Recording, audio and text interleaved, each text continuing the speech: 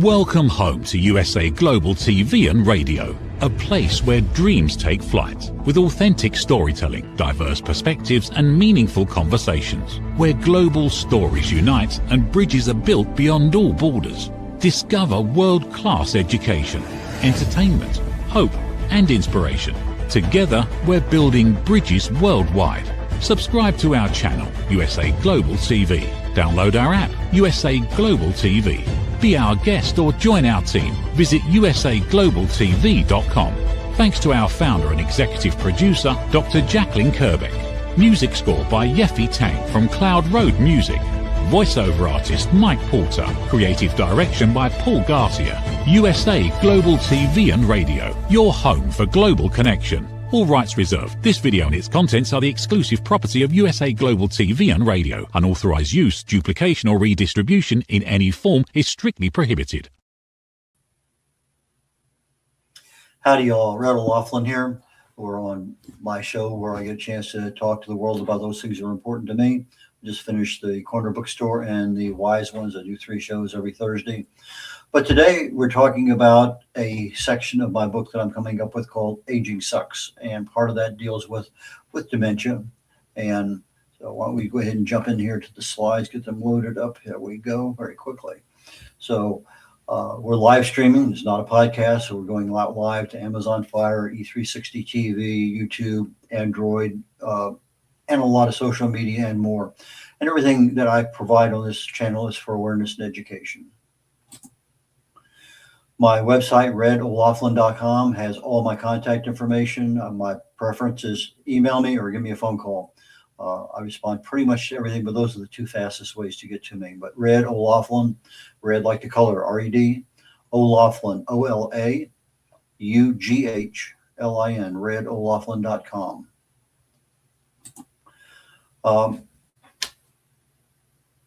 Today's program, live and archived, is found on USA Global TV. So just go to YouTube, type in USA Global TV, and you can see any live show that you want that's live. Or you can go in there and look in the archives and search for something that maybe you've heard about or saw a little bit about a while back. But my specialty is root cause analysis. I got involved in this many, many, many years ago. I think now almost over 25, I guess.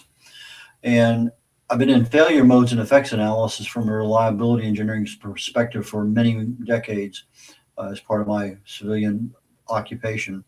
But when I started looking at what is the root cause analysis inside the human body, that's what really kind of activated my passion for this. So I love to dive in, find out what's going on, what's happening, what chemicals are involved, what can you do to accelerate, decelerate. So I take what I can find and I translate it into, I think, pretty simple terms that people can make decisions with. But depending on what that decision is, maybe you need to have your doctor involved. You might be on some prescription meds and some other things. And this may be, oh, this is a super simple thing to do. Well, maybe, maybe not. So I tell you something here on the show, please don't just start doing it because you can. Talk to your doctor about it first. But I try to focus on what helps, but I also want to make people aware of what makes that particular choice worse than it could be. I consider myself an author of decision support manuals for aging. Hey, I'm a researcher, never been in the medical or pharmaceutical fields. I have 5 academic degrees, first one in chemistry, got an invitation to Vietnam, so I never got a chance to practice it. I got a bunch of professional certifications, primarily in the areas of quality, reliability, and logistics. I retired as a Navy captain, flew for 16 years, put over 31 years in the military. I was fortunate to get to 62 countries and got invited to 2 wars, Vietnam and Bosnia. I specialize in cause and effect relationships. I believe if you treat the cause of a problem, you're going to be able to at least have some hope of being able to solve it. But if all you're doing is treating symptoms, you may feel better, look better. But if the cause is still active, you haven't done anything. So on a personal note, my wife and I have been married 57 years, a couple of kids, 3 grandkids, and our great-grandson just turned 2 last week. Best-selling author of 7 books, independent publisher. We've done over 50 books for other authors. Distinguished Toastmaster. I've written over 1,000 original content articles on LinkedIn. On the USA Global TV and Radio Network, I'm an international TV host. A fair amount of our broadcasts are seen overseas, actually quite a bit more than people would think, and that's part of the reason why it's global. USA Global TV. The global part is really and truly a major portion of this network. Last year, 2025, I was selected as the #1 most valuable team player, and I was also the #3 host for the year.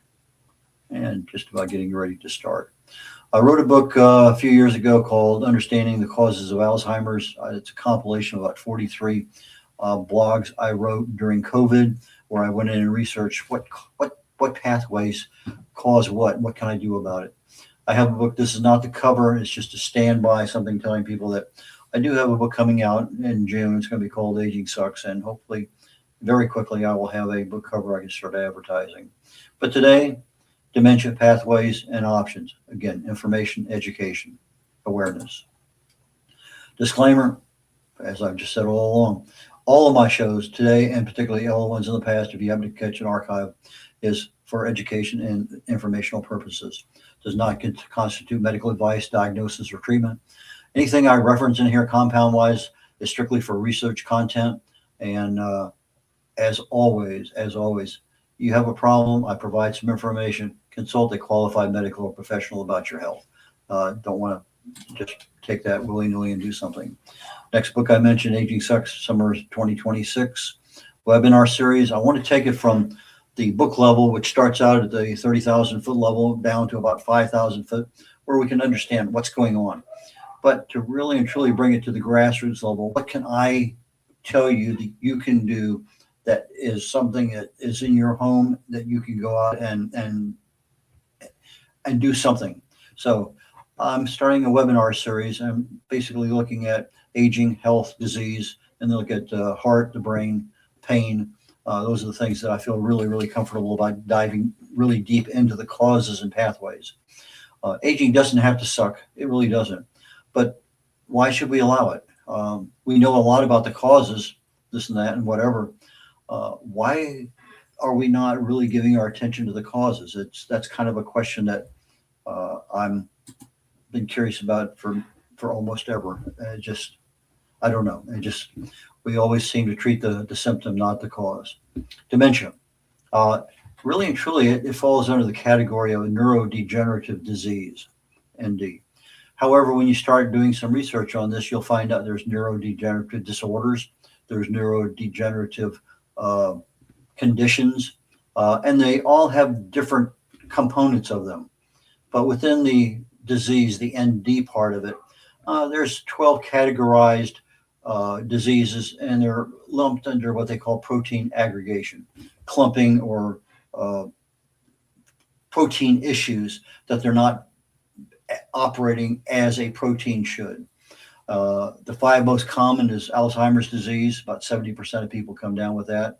Lewy body, 16%. Vascular diabetes is 16%. CBD. It's not the CBD oil you're thinking about, and I'm going to have to wait till I get to that slide because my mind is blank right now. And I can do the same thing with PSP. I'm just be guessing at this moment. My brain is somewhere else. So I will cover I'm going to cover Alzheimer's, CBD, and PSP today in some level of detail. 15% of people with neurodegenerative diseases have multiple symptoms, multiple diseases, more than just, say, Alzheimer's. 80% with one have 2 or more. 60% have 3 or more. And so when you start having a bunch of different kinds of neurological disorders, the symptoms overlap, they're confusing. And then you start getting into, well, what does that person really have? And it used to be the only way you could tell you had Alzheimer's was through an autopsy. Oh, they've become a little bit better than that nowadays, but it's still sometimes difficult to pin it down. But with any disease, you don't want to wait till it actually manifests itself. You want to prevent those things from happening on the very front end. And so the things that I'm going to be talking about are the normal things that we do every single day, that if we do them properly, chances are we can really not remove the risk, let's say really reduce the risk of having dementia and other issues, cancers, etc. But the term neurodegenerative conditions, worldwide over a third. They include stroke, neonatal encephalopathy, migraines, dementia, diabetic neuropathy, meningitis, epilepsy, neurological complications. And those include premature birth, autism spectrum disorder, nervous system cancers. When I was going to college, I was fortunate enough to live for free with a couple. The husband had epilepsy, grand mal seizures all the time. And it wasn't until literally decades later that I found out that back in the 20s, they used to treat epilepsy very effectively with fasting. And I said, okay, well, when I started getting involved in fasting, I learned more about it. But fasting is a really good way to treat epilepsy. I just pass that on for what it might be worth. Okay. So when we start looking at neurological diseases and disorders, they look at probably 15% worldwide because it's more than just dementia and Alzheimer's. But if I look inside the United States, for our population, about 4% have dementia of some sort. But when you start getting older, that 4% bumps up quite a bit. So you get over 65, 70, you're starting to look at 13% or higher people with some kind of neurological, neurodegenerative disease. The most common multiple when you start looking at things is Alzheimer's disease and Lewy body dementia. Similar pathways, different results. So I got the pathways will get me all the way to the brain, and then all of a sudden this one goes into the frontal cortex. This one goes to the amygdala. This one goes over here, and all of a sudden they end up in different places, and they create different states of havoc with your brain. And those are the disorders, the diseases we have. But all the way up to the time it gets to your brain, the pathways are fairly similar. It's just that when they start manifesting into different parts of the brain, that we start seeing different kinds of symptoms that occur. These are not random. The disease follows a specific pathway. And once it gets to its destination, that's when you start, okay, that person has Lewy body, that person has vascular, that person has what, and so you're able to define it better. But we don't really want to ever get that far if we can avoid it. So today I'm going to look at 3 neurodegenerative diseases and 8 major shared pathways, the hallmarks of these diseases. So I have to ask myself, if I have a brain disease and all of a sudden my brain is not operating properly, what's the problem? Why do my brain cells stop working? Well, there's actually a number of problems in there. One of them is energy. Your mitochondria in your brain are just not producing enough ADP to provide the necessary power that's needed to make your brain function. And part of that could be some of these protein aggregates, the clumping. You hear this beta amyloid and the tau tangles, and we'll talk a lot about that later down the road. But we have a lot of problems with proteins not acting like proteins. Our network, our connections, you got the neuron out there at the end of this long tubular thing.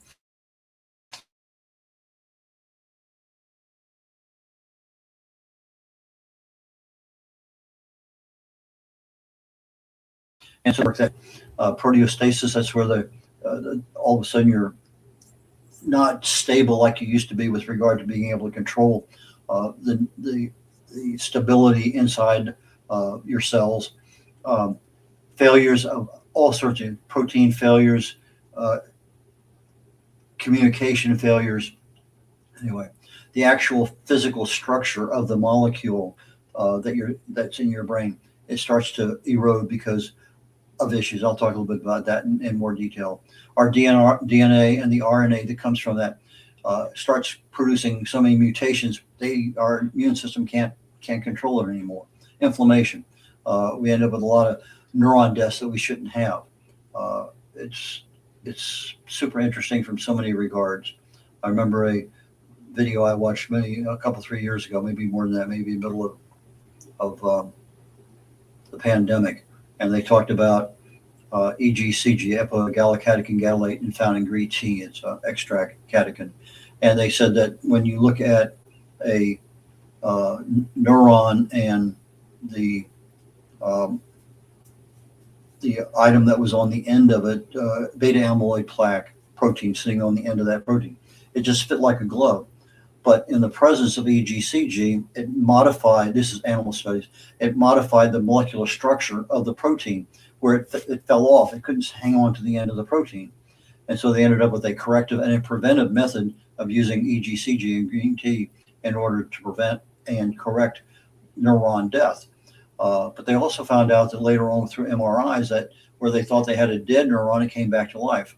Again, most of these are all animal studies, but a lot of the brains that they're using, everything is the same chemically with regard to those neurons and the green tea and the proteins and everything else. So I think there's a lot of value there. Awareness options. What do we really have? What's the cause? What drives it? If I know what the primary genes that are involved, is my risk something from my daily routine, something I can change? Is it inherited? In which case I can still change it epigenetically by my lifestyle choices. What accelerates the cause of the disease? What drives it? What decelerates it?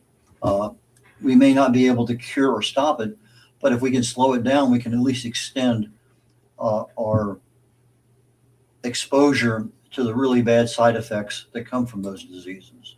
So let's stick out with Alzheimer's first, one of the most commonly ones, AD. You have what they call these aggregates, protein pieces that are stuck together, beta amyloid protein, and they aggregate outside of the neurons, and that's critical because the other one is inside the neurons, inside the tubes. So I have outside the proton, I was just mentioning with the EGCG and the animal studies, it fits on there like a glove, and so it starts squeezing it to death. It doesn't allow the neuron to live. And the tau tangle is one that comes up from the inside and starts shutting down the communication where the neuron can't respond the way it's supposed to. So you got two different kinds of problems there. And I think it's 08, the guy who did most of the study on beta amyloid, turned out that was actually a bit of fake research. A lot of slides were not done properly. My understanding, if I'm wrong, I'm wrong. But there's been a lot of reading on that that says we may have spent a lot of time trying to fix a problem that didn't exist. But regardless, if somebody's doing an autopsy and they find a lot of these beta amyloid proteins on the outside of the neurons, obviously they're there. How did they get there?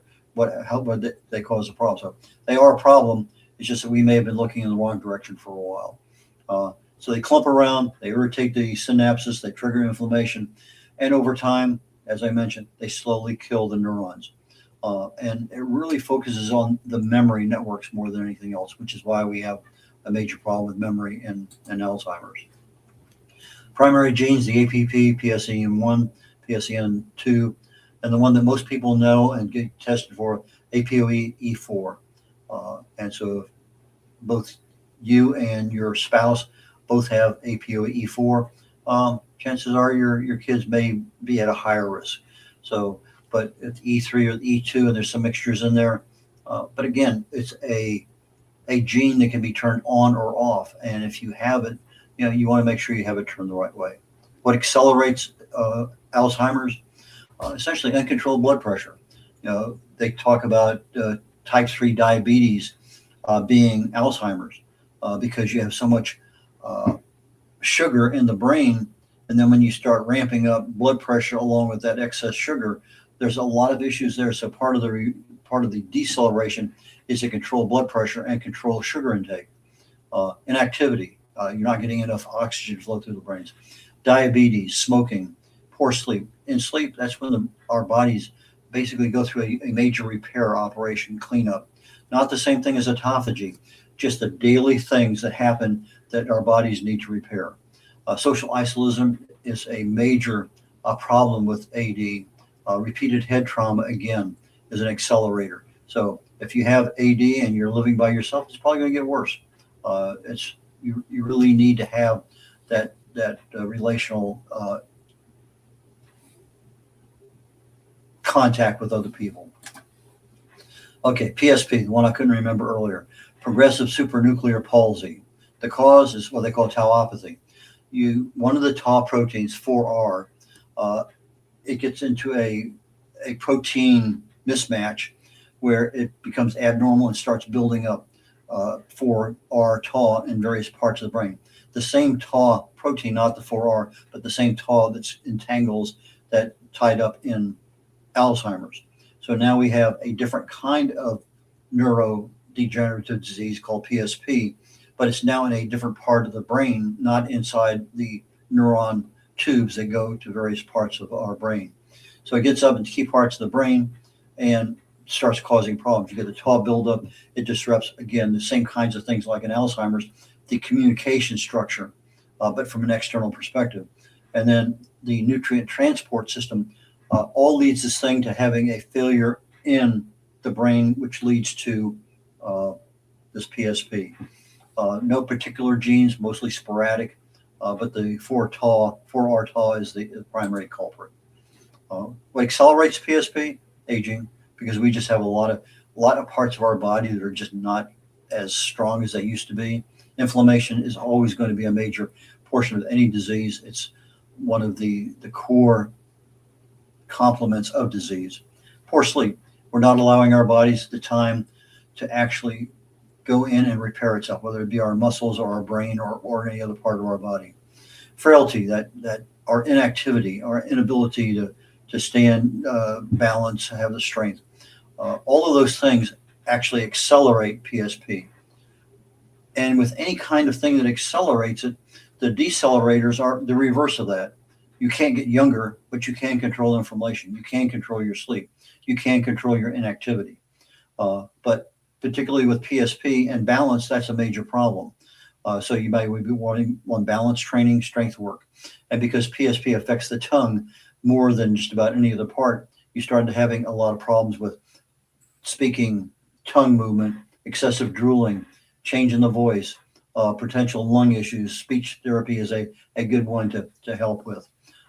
You don't necessarily think of speech issues as being a dementia one, but in this particular disease, it is.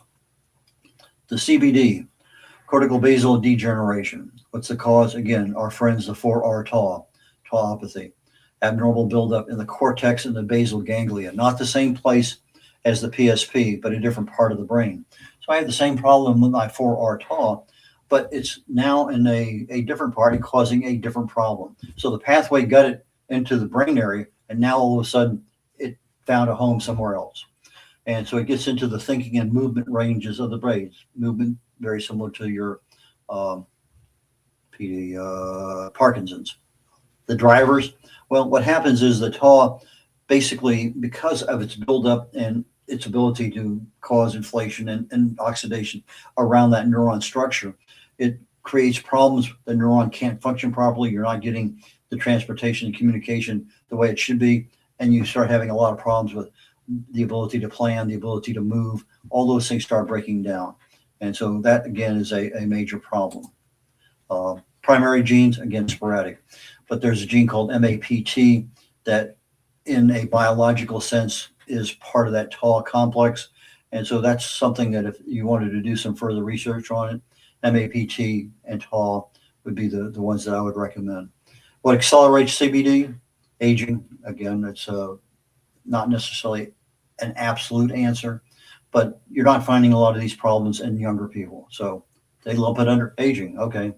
Inactivity. Who knew? Repeated illnesses, inflammation. Again, we have a challenged immune system.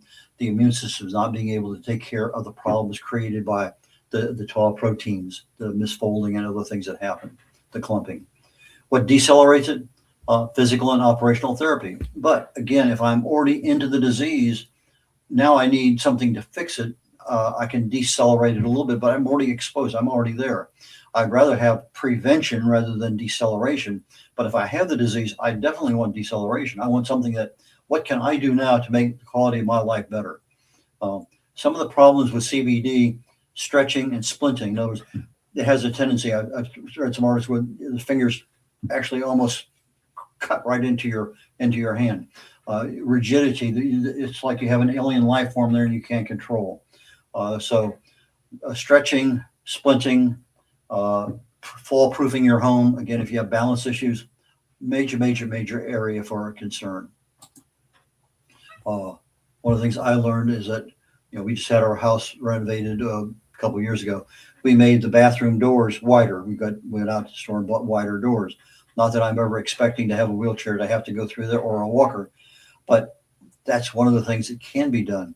Now, if I'm looking at fall protection, we have the little rails, side rails in the shower. There are so many things you can do preventatively down the future that in the event you do have a problem, you've already taken care of some of them. So, so what happens overall? 8 different pathways for neurodegenerative disease: proteins clumping, aggregating, misfolding. A major, major, major issue. Energy. If you start having proteins not doing their job, the energy coming out of your mitochondria, your ATP, drops significantly. You start ending up with the DNA and RNA errors. The DNA says, my genes say do this. I give a little message to the RNA, go out and do it. It's a messenger. It doesn't get the right message, or it goes to the wrong. It just errors abound, mutations, and the immune system can't fix them fast enough. The actual physical membrane starts to fail. Inflammation rises. The connections fail long before the neurons fail. And so the disease is basically depends on what part of the brain the issue finally found a home. So let's talk a little bit about these. I think I have one slide out of focus here, but we'll fix that when I come to it. But if I have misfolded or clumping proteins, in our bodies, we have what they call molecular chaperones. Great little proteins. These things are like quality control. They have a job to do. They go around, bump into everything, and they find a protein that's folded or starting to fold. They fix it. Boom, just like that. Just like QC. They can isolate it. They can take that protein and put it in a part of the cell where it can create no damage. That's the last one there, isolation to prevent damage. But it amplifies autophagy, allows cleaning and repairing and recycling. So I have broken pieces of my proteins that are becoming trash in my cell. So the chaperones are the non-autophagy fix while everything is normal. So I have the ability to refold some of the folded proteins, but in reality, I really need to get autophagy going so I can get a lot of those old debris pieces and folded proteins and stuff that's not right, get them out of that cell and allow the cell now to start over clean and fresh with whatever it needs, recycled, renewed. And autophagy to me is one of the absolute best things in the body. So you get good quality sleep, you fast for 24, 72 hours, and you get the ability to start having the body work the way it's supposed to work. But we're never told why fasting is such a good deal. And I mean, it's just more and more I read on fasting, it just seems to be a magic pill, even though you're not taking a pill. Exercise, because you're getting a lot more oxygen through the system, a lot more blood flow. Heat shock proteins are magic, almost like the QC guys. Get in a sauna for a while. I think 160 degrees is what they recommend. But they, again, have, once they're activated, they are little powerhouses of fixers inside the cells. Polyphenols, curcumin, resveratrol, I mentioned EGCG a while ago, epigallocattic and gallate. But with curcumin and resveratrol, they both need a bioavailability expander, and that is what's called black pepper extract, piperine. It makes it about 2,000% more bioavailable inside the body. A lot of adaptogens out there, mostly mushrooms, but there are other ones. And again, they adapt to whatever the situation is. I try to stay primarily with natural options like resveratrol or curcumin, but you talk to your doctor, you may be put on some prescription options, and there are a lot of them out there. And they address every single one of these issues that I'm talking today. So I'm talking misfolded proteins or energy or something else. There's probably a drug out there that they will give you. I'll say, so if I start having less energy than what I need, what options can I have? Exercise. Exercise actually creates an environment where your mitochondria can actually function better, and we call mitochondrial biogenesis. It actually creates a new mitochondria. Sleep, good quality sleep, the right kinds of nutrition, intermittent fasting, stress management, a lot of lifestyle choices. Energy, what can I do to help myself by taking a pill? Creatine, CoQ10. CoQ10 is needed in the, we call it mitochondria of every cell we have. NAD, NAD is,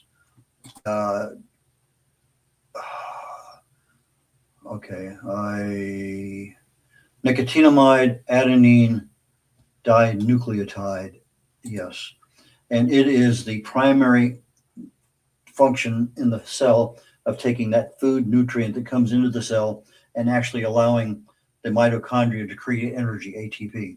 So I need that NAD. You should see it as NAD plus. But there's a lot of precursors because we can't just take NAD in, be destroyed in stomach acid. So you take the NMN, NR, and other ones that are out there, and you provide an environment in the body where the body will naturally make NAD. Acetyl-L-carnitine, magnesium. There's a couple different kinds of molecules called pyruvates and succinates, and they help inside the cell with the actual. There's different stages going across the mitochondria where energy begins to be transformed from food or from nutrient into that final adenosine triphosphate, ATP. So you have a number of steps to go through there. Well, the pyruvates and the succinates actually help with the function inside the cell. So if I'm looking to help my cells create more energy, give it the food it needs, give it the fertilizer inside the cell. Oxygen is essential, it's needed. So I can get greater brain activity when I have more oxygen. So if I'm exercising, I get more flow through the brain, I'm creating more oxygen. Beta hydroxybutyrate is a ketone that the brain loves. It's a magic drug, wonder drug. So if I'm operating on ketones and not glucose, which means I don't take any carbs, my ketones now become the primary fuel for my brain. Well, if I'm using ketones instead of glucose, in order to produce ATP, I only need 3 steps. If I'm using glucose, I need 10 steps. And so it shuts down a lot of those electron transport aspects of it. So ketones become a very major portion in allowing our brains to operate properly. They also increase the number of brain mitochondria. So exercise does it, and ketones do it also. Okay. Inflammation. We find inflammation everywhere. Our cells in our bodies are attacked 24/7, all day long, all night long. And antioxidants are typically the way they're fought. Our immune system fights them. But basically, our lifestyle choices are the things that we really use to counter inflammation. Diet. For the brain, mostly omega-3s. Antioxidants, healthy fats. Make sure our gut is in good shape because our gut is our second brain. And if our gut is upset, our brain is going to be upset. And if our gut is upset, our immune system is going to be upset because 80% of our immune system is in our gut. Exercise, quality sleep, stress management, all lifestyle choices. Avoiding smoking, avoiding or reducing alcohol. Keep hydrated. Again, the choice, if you can make it, it would be ketones rather than glucose, but it's a hard one to do. It's just not everybody can do it. And there's issues there that I'm not going to talk about today that you need to be aware of if you're on ketones for a long period of time. But nothing serious that I need to say, be aware of this. We'll cover that down the road. Connections die before the neurons. The tubes that run out to the 2 neurons where it's sending the information from the cell to the neurons say, go do this, they get disrupted. The connection is paused. But again, if my physical activity with oxygen flow, if I stimulate my brain through games, through challenges, through learning a foreign language, through a number of things, getting the quality sleep so I can repair the things in my body that I need, social interaction with other people, a real good balance of proteins, just not eating the same chicken day in and day out. I tell people when they're on a low carb diet, change out your proteins every 48 hours. Don't eat the same protein every single day. So if I'm having shrimp and salmon today and I'm having chicken and pork tomorrow, I'm going to have beef the next day. So make sure you're not having the same protein. Balance it out over the course of a week. And there's some other options there I'm going to go into a little bit of detail. PQQ, pyrroloquinone, PS, phosphatidylserine, and creatinine. So we'll be seeing that. This slide is actually out of place right now. I'm going to come back to it, slide number 26. So let me come up here. The connections that die before the neurons, lifestyle choices, oxygen flow from activity, mental state. I think I ended up doing a double slide on that one, didn't I? Maybe that's why it's out of slide. Okay. Did I put in 2? No. What can I say? Things happen.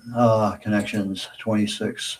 And there's the one I wanted. I went backwards instead of forward. DNA, RNA issues. Normally, our immune system is good enough. through diet and other things to control mutations coming out of DNA, which produces the RNA. And so we see this primarily in Alzheimer's and Lou Gehrig's disease.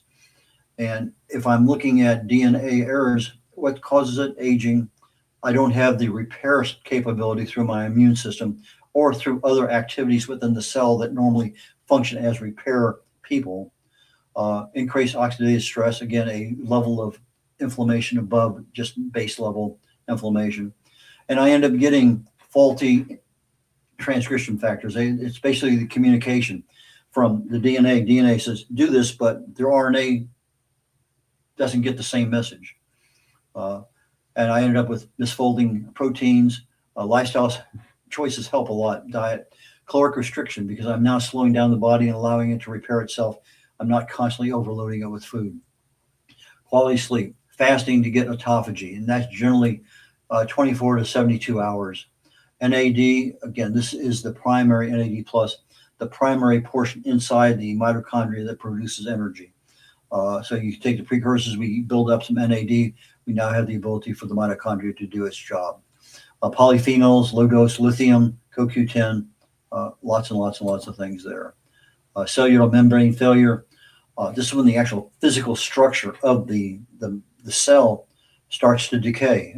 It's torn apart. Beta amyloid proteins reduce a protein called dysferlin. And this dysferlin is actually the repair mechanism to keep the membrane taut, tight, functional. It does its job. So when you start taking away the people who make the repairs are finally going to end up with, I got a hole here, I got a structure failure over here, and that's when the structure starts falling apart. When that starts happening, now I'm inducing basically neurotoxicity to that cell and eventually cell death that should never have happened. Accelerates cognitive decline. Typical treatments are your omega-3s, your curcumin, phosphatidylserine, and several different plant extracts. Exercise in this particular case acts as a BDNF fertilizer. BDNF is your BDNF, brain-derived neurotrophic factor, and that is the one that keeps everybody happy. So I'm going to back up to right there. PQQ, it's an antioxidant. It builds cell membranes. It creates new mitochondria. It improves signal transmissions. It reduces beta amyloid. It also reduces Tau. And so that's a major deal. When you start having the misfolded proteins of the beta amyloid or the tangles associated with the Tau, the PQQ is a master at being able to isolate and reduce the levels that are in there, allowing autophagy and other aspects of our bodies to clean them up and get rid of them. Supports memory and attention. Easy to get, fairly, you just buy it online. There's a thing called redox capability, where when you have an antioxidant and a free radical rips off an electron, I now have a molecule that's looking for an electron. Well, if I have something that can donate, like vitamin C, it can donate an electron and make it happy again. Well, vitamin C can do that 6 times. PQQ can do it 25,000 times. And it also has the ability to reduce glutamate, which is a neuroexcitocity. It's a toxic exciter. So let me get back over here to the last couple. Phosphatidylserine is one of 4 phospholipids our bodies make. It supports synapse stability, alleviates the cognitive decline. My brother-in-law was a Catholic priest for years. He came down with early onset Alzheimer's. Couldn't tell you what year it was, had no concept. Put him on phosphatidylserine. In 2 months, he could tell you what he had for breakfast, what was on TV last night, what he's looking forward to tonight. It's better than most supplements. What else is available out there? Creatine. It acts like a backup battery. In other words, when your energy levels inside your mitochondria start going down, the creatine actually supplies the energy that's needed to keep it going. It buffers the ATP levels and keeps things pretty steady. The energy loss is found in ALS, Parkinson's, Alzheimer's, Huntington's. So energy loss is a major part of any kind of dementia. Athletes use it for energy and muscle strength. It reduces and protects mental fatigue. Excitotoxicity is the word I was trying to think of a moment ago. And finally, my last slide. Supplements help. but consistency. You got to take them all the time. But you really need to use them before symptoms start appearing. Lifestyle changes alter genes expressions, epigenetics. So if I want to turn the right gene on the right direction, I want to reduce inflammation. I provide research. Your doctor helps you with your decisions. It's always better to catch up on any disease early, prevention. That's what we're trying to do. So the lifestyle choices are super critical for that. And a quick reminder, Aging Sucks, my book comes out in June. Webinars are coming hopefully as early as March. I'll keep you up to date on that. That is my show for today. I appreciate you watching. You can always catch the archive version on YouTube under USA Global TV. So I'm bidding you a wonderful day and have fun. Enjoy. Catch you. Bye now. USA Global TV and Radio proudly presents Tracy Cram-Perkins, a dementia caregiving survivor teaching how to balance care with peace of mind. #1 resource for dementia caregivers. It's the book Dementia Home Care: How to Prepare Before, During, and After. Over 17,000 copies sold of this must-have guide. And now a testimonial from Tracy Smith. If I was to describe this book to someone who is going through a similar situation, I would underscore how important it is to have some sort of a tool or a guidebook to help you through certain stages. And there's so many, it's such an unknown topic to the average person. And to have this as a reference is essential. It's going to help you get through it personally, as well as help your loved one manage. To learn more, go to TracyCramPerkins.com. Tracy Cram-Perkins is an award-winning author. She's also the host of Dementia Home Care television show. Watch it here on USA Global TV and Radio. Thank you, viewers and listeners of USA Global TV and Radio, for joining us today. We're honoured to have your time and attention as part of our global community. At USA Global TV and Radio, we believe in the power of authentic conversations, meaningful connections, and creating a world of possibilities together. Want to be part of something bigger? Join our team of elevated listeners at usaglobaltv.com, a space where your voice matters and your ability to listen transforms relationships. Stay connected with us across all our platforms for thought-provoking discussions, expert insights, and empowering stories. Subscribe to our channels at youtube.com/c/USAGlobalTV. Follow us on social media and explore the endless opportunities we're creating for growth, learning, and inspiration. Together, we're not just broadcasting, we're building bridges and changing lives one conversation at a time. For inquiries, contact us at info@usaglobaltv.com. Produced by Executive Producer and Director Dr. Jacqueline Kerbeck. Voiceover by Mike Porter. Creative direction by Paul Garcia. All rights reserved. Visit usaglobaltv.com to view our full terms and conditions.